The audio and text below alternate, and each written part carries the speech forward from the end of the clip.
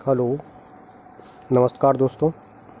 मैं शुभम एक बार फिर स्वागत करता हूं आपका अपने YouTube चैनल पर और आशा करता हूं कि आप सभी लोग स्वस्थ होंगे और आपके परिवार वाले भी स्वस्थ होंगे। हम लोग पढ़ रहे थे कोऑर्डिनेट ज्योमेट्री और कोऑर्डिनेट ज्योमेट्री में कल हम लोगों ने पढ़ा था 2 पॉइंट। एक तो जो ध्रुवीय पोलर जो कोऑर्डिनेट्स होते हैं, पोलर कोऑर्डिनेट्स, ये हम लोग सीख चुके थे। और एक हम लोग सीख चुके थे distance between 2 points, distance between 2 points. ठीक है, तो जो बच्चे आज नए हैं, जिन बच्चों ने पुराना वीडियो नहीं देखा है, डिस्क्रिप्शन बॉक्स में इनकी लिंक मिल जाएगी, तो आप लोग अपना पुराना वीडियो देख लेना या फिर चैनल पर जाके भी आप लोग वीडियो को सर्च कर सकते हो, आपको मिल जाएगा। ठीक है, तो ये 2 पॉइंट्स हम लोग सीख चुके थे।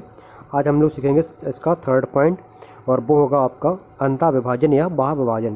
देखो, अंतः विभाजन और बाह्य विभाजन क्या होते हैं, थोड़ा सा आप लोग इसको थोड़ा सा सीख लेते हैं, रफली एक इसका आइडिया लगाते हैं कि होता क्या है। जैसे एक अपने पास एक रेखा है, ये एक रेखा है, यहाँ पर ए पॉइंट और बी पॉइंट है। ठीक है, कोई भी एक पॉइंट होगा यहाँ पर, इसको अपन ने ओ मान लिया, तो ये जो पॉइंट ओ है, जो इस रेखा को किस अनुपात में बांटता है, ये आपसे पूछ सकता है। या फिर अनुपात दे रखा होगा कि m अनुपात n के अनुपात में बांटता है, तो इस पॉइंट्स के कोऑर्डिनेट्स आपसे पूछ लेगा कि इसके पॉइंट्स के कोऑर्डिनेट्स जो हैं वो क्या होंगे। ठीक है, ठीक है, ठीक है। तो अगर इस पॉइंट्स के कोऑर्डिनेट अगर x और y हैं और पॉइंट a के कोऑर्डिनेट्स अगर x1, y1 और पॉइंट b के कोऑर्डिनेट्स अगर x2, y2 हैं, तो इस x के कोऑर्डिनेट्स जो होंगे, इस पॉइंट्स यानी o के जो कोऑर्डिनेट होंगे वो आपके क्या होंगे, ये आपसे पूछ सकता है। तो देख, इसको थोड़ा सा आप लोग नोट कर लेना कि इस x का जो कोऑर्डिनेट होगा, इस वाले x की बात कर रहे हैं हम लोग, इस x का जो कोऑर्डिनेट होगा या इस x का जो मान होगा वो क्या होगा। देखो, इस m का, इस वाले m का मल्टीप्लाई करेंगे इस वाले ब्रैकेट के साथ, और इस वाले n का मल्टीप्लाई करेंगे इस वाले ब्रैकेट के साथ। अब चूँकि हम x निकाल रहे हैं तो हमें x1 और x2 से काम पड़ेगा। ठीक है, तो m का गुणा होगा x2 में, यानी कि m x2। और ध्यान रखना, चूँकि ये अंतः विभाजन हो रहा है, मतलब जो पॉइंट O है वो A और B के बीच में है, तो इसे हम लोग बोलेंगे अंतः विभाजन। क्या बोलेंगे?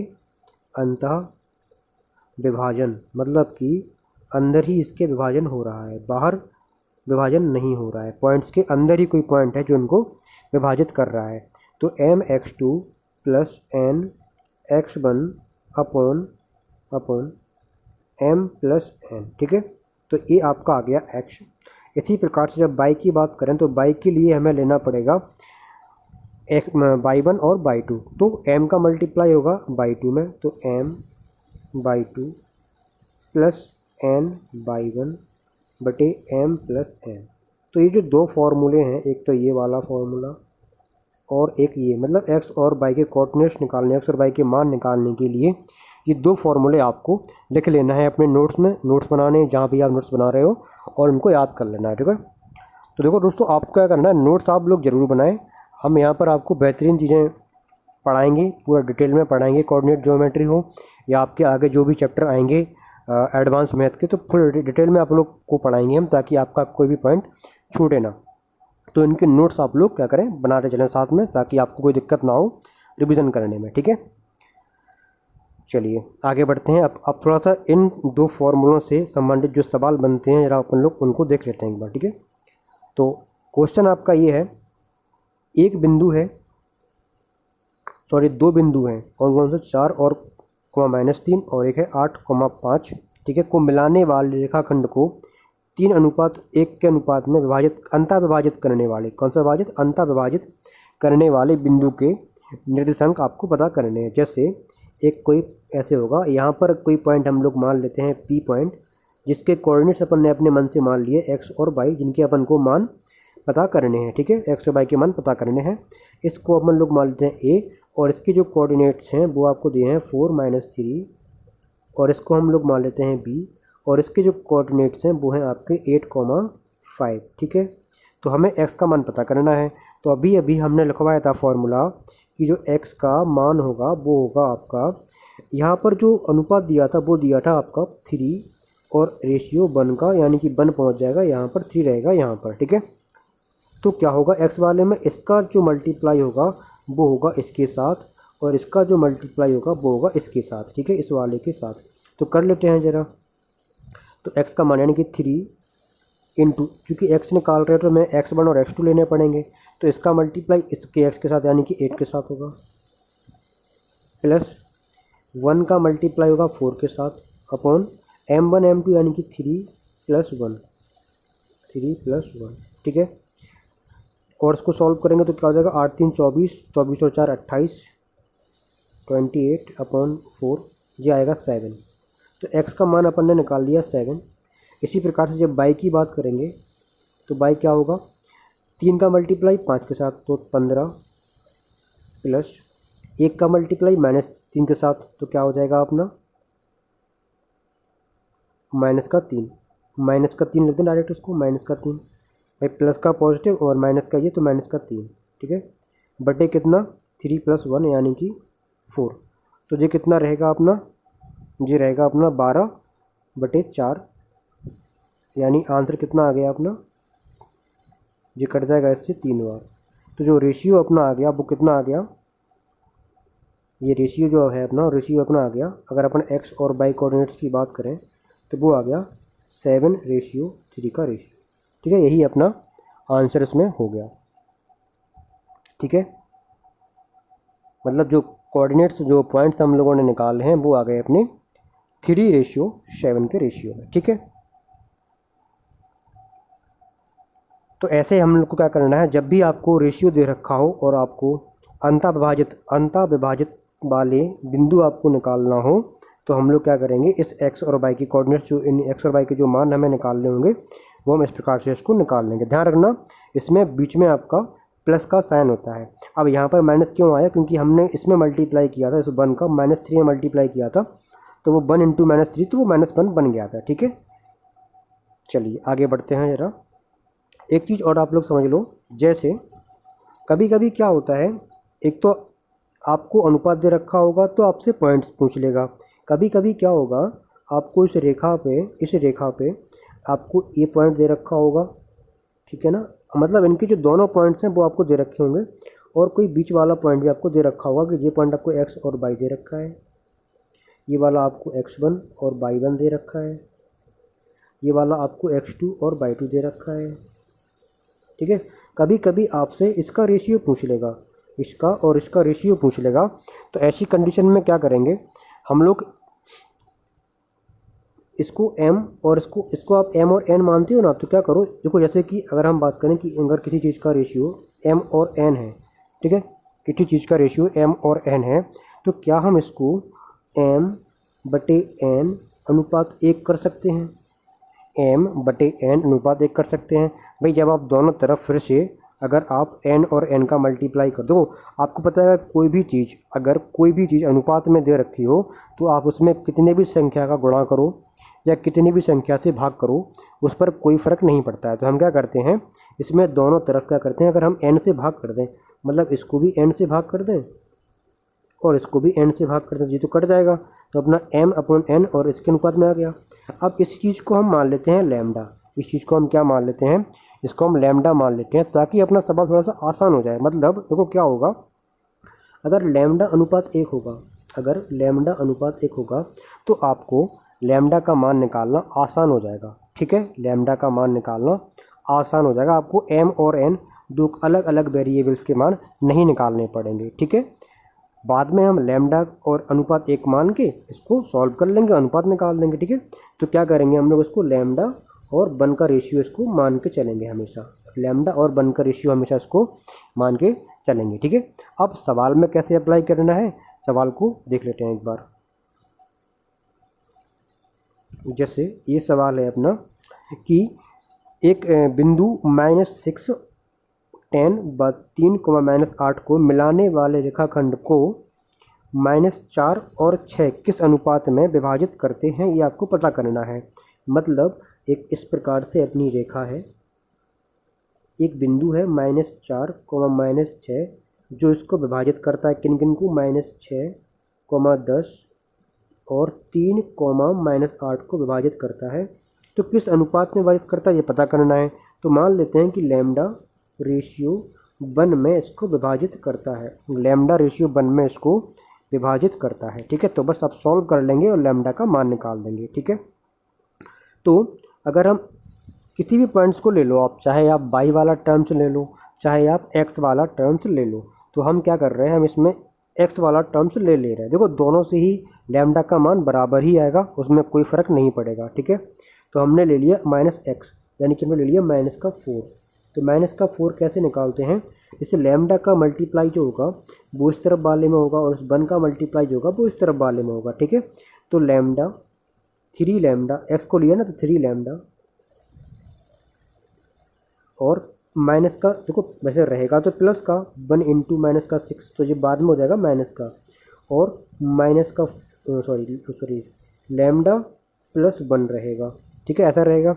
तो ये रहेगा, अगर हम इसको मल्टीप्लाई कर लें, यहाँ थोड़ा सा इसको मल्टीप्लाई कर लें तो क्या बचेगा, -4 लैम्डा -4, इसका मल्टीप्लाई कर दिया इसमें डायरेक्ट, बराबर 3 लैम्डा और -6, ऐसा रहेगा। ठीक है, अब लैम्डा एक तरफ कर लो और इसको इस तरफ कर लो, तो इस 3 लैम्डा को इस तरफ लेके आओगे तो ये हो जाएगा माइनस का, और माइनस का 4 लैम्डा पहले से ही था, तो ये हो गया -7 लैम्डा, और -6 और प्लस का हो जाएगा 4 इस तरफ जाके। तो लैम्डा का जो मान आ गया वो कितना आ गया, देखो ये हो जाएगा -2 और ये -7, तो माइनस से माइनस कैंसिल, और लैम्डा का जो मान आ गया वो आ गया 2/7। अब हम बात कर लेते हैं रेशियो की। तो जो रेशियो हम लोगों ने मान के चला था, वो मान के चला था हम लोगों ने लैम्डा अनुपात 1 का, तो लैम्डा का मान 2/7।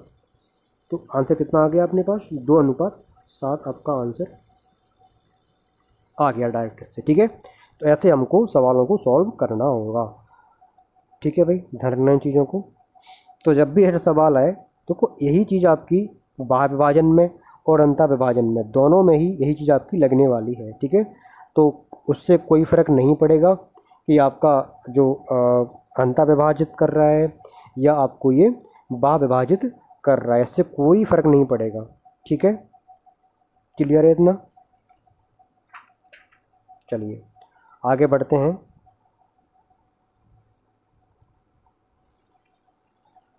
अब बाह्य विभाजन की बात कर लेते हैं कि आखिर ये बाह्य विभाजन होता क्या है और इसको अपन लोग कैसे निकालते हैं। ठीक है, जैसे एक अपने पास कोई पॉइंट है, इस टाइप का एक रेखा है।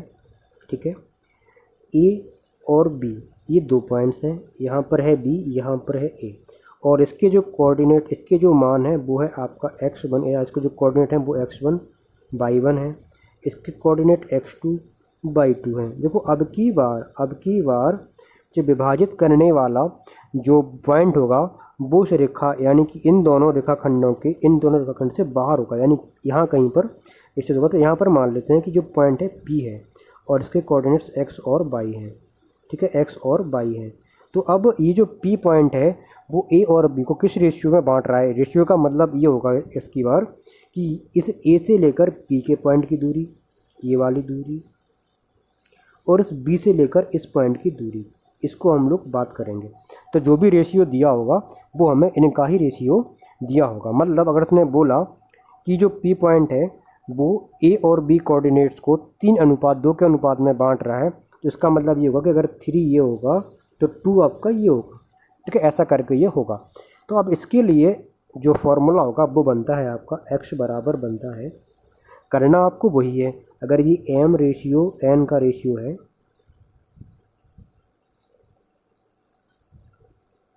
अगर ये आपका m रेशियो n का रेशियो है तो क्या होगा इस कंडीशन में, फिर से वही करना है कि m का जो मल्टीप्लाई करना है वो सेकंड वाले में और n का जो मल्टीप्लाई करना है वो फर्स्ट वाले में करना है। तो m x निकाल रहे हैं तो x2, अब की बार माइनस का साइन लगा देना है। पिछले सवालों में जब आपका अंतः विभाजन हो रहा था तो हम लोग प्लस का साइन लगा रहे थे, लेकिन जब बाह्य विभाजन होगा तो हम लोग क्या करेंगे, माइनस का साइन लगाएंगे। बाह्य विभाजन मतलब आपको बाहर की तरफ कोई पॉइंट है जो उसको काट रहा है, तो हम क्या लगाएंगे, माइनस का साइन लगाएंगे। और n x दोबारा लिख दे रहा है इसको, N X one upon M minus N, ठीक है, एम माइनस एन। और अगर बाई कोऑर्डिनेट की बात करें तो बाई कोऑर्डिनेट क्या होगा आपका, M by two minus N by one upon M minus N. ये दो फॉर्मूले जो हैं आपको लिख लेना है अपने नोट्स में और इनको आपको याद कर लेना है, यही इन्हीं से अपने सवाल होंगे, ठीक है। तो अब बढ़ते हैं सवाल में अप्लाई करके देखते हैं इसको, ठीक है। देखिए, तो ये रहा आपके पास क्वेश्चन कि बिंदुओं 6,2 और -4,5 को मिलाने वाली रेखा को 3:2 में बाह्य विभाजित करने वाले बिंदु के निर्देशांक आपको पता करने हैं, ठीक है। बाह्य विभाजित कर रहा है, कैसे कर रहा है, बाह्य विभाजित। और m, और अगर हम n की बात करें तो वो आपको दे रखा है 3:2 का, बस लगा देंगे फॉर्मूला, कोई दिक्कत ही नहीं है, ठीक है। जे x1 है, जे x2 है। तो हम क्या कर रहे हैं, इस बार हम डायरेक्ट फार्मूला पुट कर रहे हैं कि जो पॉइंट्स है उसके जो कोऑर्डिनेट्स हैं वो x और y अपन लोगों ने ऐसे करके मान लिए, ठीक है। तो जो x का जो मान होगा, x का जो मान होगा वो क्या होता है, mx2 यानी कि 3, और x2 क्या है इस बार, -4 है, तो इंटू -4, और साइन आता है इस बार माइनस का। n कितना है, 2 है, और x1 कितना है, वो है 6 अपॉन m माइनस एन यानी कि 3 - 2, ठीक है। तो यहाँ से निकल के आएंगे x का मान, तो जो कितने हो गए, 4 3 12 और 6 दूनी 12 यानी कि -24 और जे 1।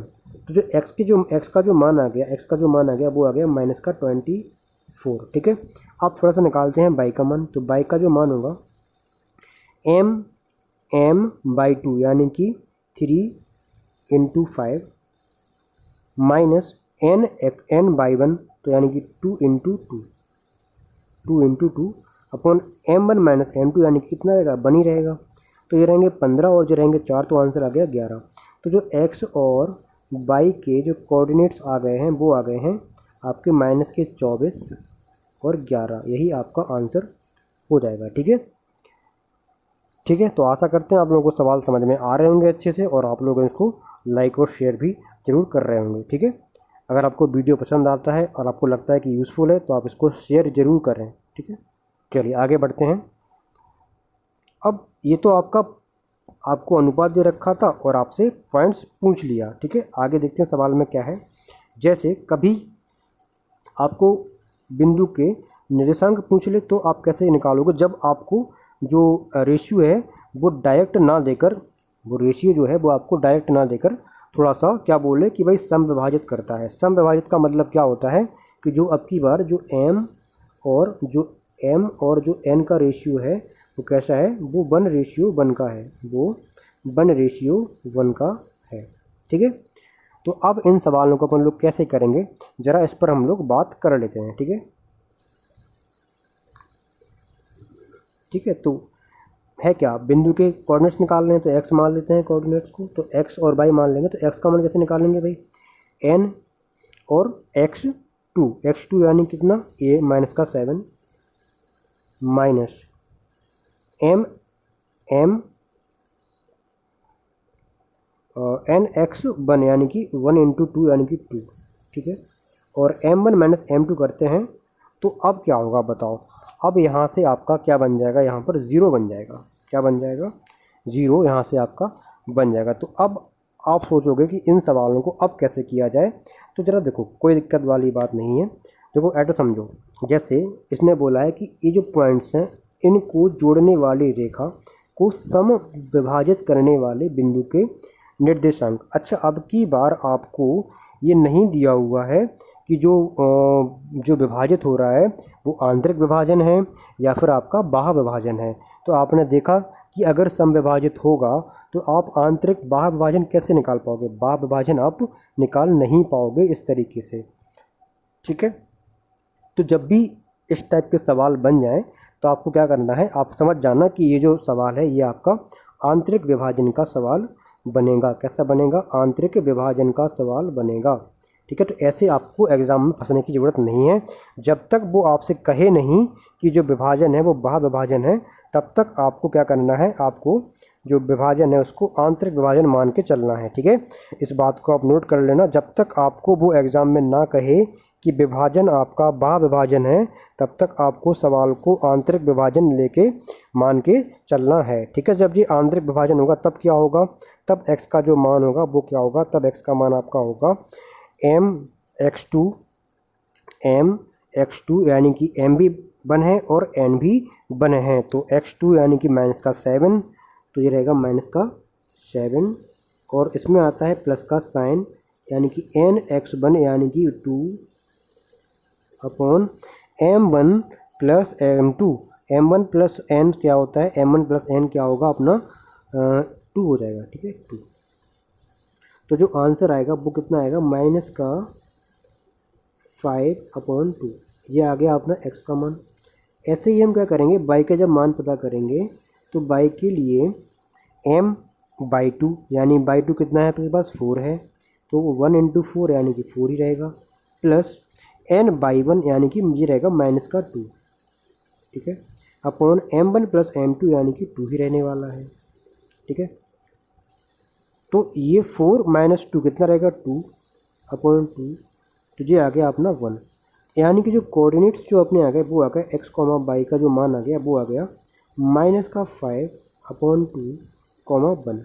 ठीक है दोस्तों, अब एक चीज़ और आपको समझानी थी हमें, जैसे कि ये तो आप लोगों ने सीख लिया कि भाई जब सम विभाजन की बात करें तो सम विभाजन का मतलब क्या होगा, मिड पॉइंट निकालने पड़ेंगे। जैसे कि यहाँ पर समझते हैं, जैसे कोई भी आपके पास एक रेखा है और एक पॉइंट ए है, एक पॉइंट बी है, यहाँ पर कोई पॉइंट है जो जिसने बोला है कि जी इसको जो है सम विभाजित करती है, मतलब कि समान रूप से विभाजित करती है, तो आप बोलोगे कि हाँ अगर ये समान रूप से विभाजित करती है तो ये पॉइंट ओ होगा, वो इसका मिड पॉइंट होगा, मतलब कि मध्य बिंदु होगा, तभी तो ये बन के रेशियो में विभाजित करेगी। ठीक है, तो ये आपका क्या निकल के आएगा, मिड पॉइंट निकल के आएगा।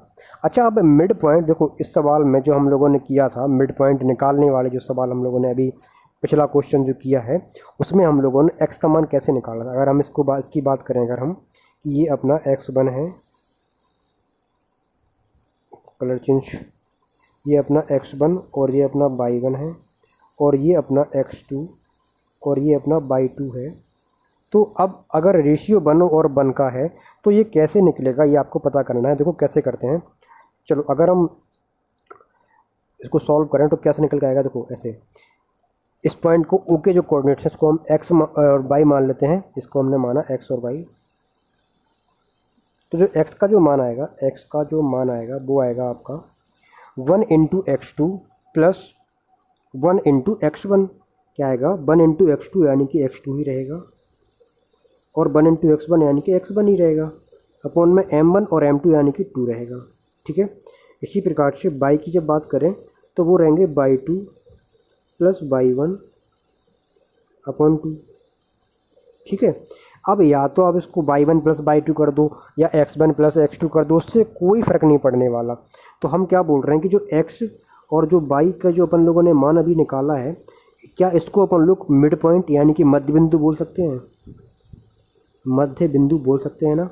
तो ऐसे ही कभी अगर आपको दो पॉइंट देकर, कभी भी आपको 2 पॉइंट देकर ये पूछ ले कि भाई इन 2 पॉइंट के मध्य बिंदु बताइए, तो मध्य बिंदु क्या आप ऐसे निकाल लोगे, मतलब कि x1 और x2 को ऐड करके y2 कर देना है, y1 और y2 को ऐड करके y2 कर देना है। ठीक है, तो आप क्या ऐसे करके मध्य बिंदुओं के मध्य बिंदुओं के जो कोऑर्डिनेट्स है वो फाइंड कर पाओगे। तो इन चीज़ों को भी आपको क्या कर लेना है, नोट्स कर लेना है अपनी नोटबुक में लिखकर, क्या लिखकर, कि मध्य बिंदु के निर्देशांक, मध्य बिंदु के निर्देशांक। ठीक है, मध्य बिंदु के निर्देशांक।